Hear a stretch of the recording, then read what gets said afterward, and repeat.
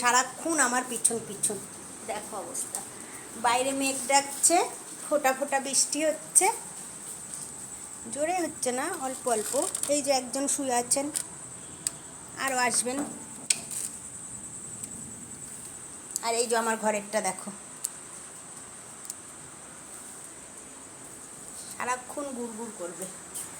অনেকেই ভাবো যে দরজার সামনে এই কাঠটা কিসের। এই কাঠটা আসলে দিয়েছে আমার ভলুর জন্য, ভলু যাতে লাফ দিয়ে ওপারে যেতে না পারে, সেই জন্য এই কাঠটা দেওয়া হয়েছে। কাঠটা বুঝেছ?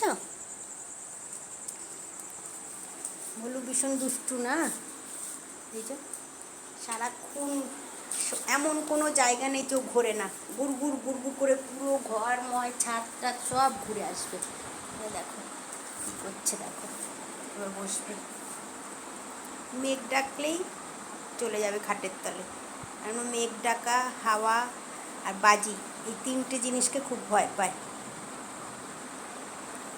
মেঘ ডাকছে কিন্তু ভলু, এই যে মেঘ ডাকছে, মেঘ মেঘ ডাকছে। বদমাশি করবি আর? এই যে আওয়াজ হচ্ছে, ওই যে গুরুমা আসছে কিন্তু, আওয়াজ হচ্ছে।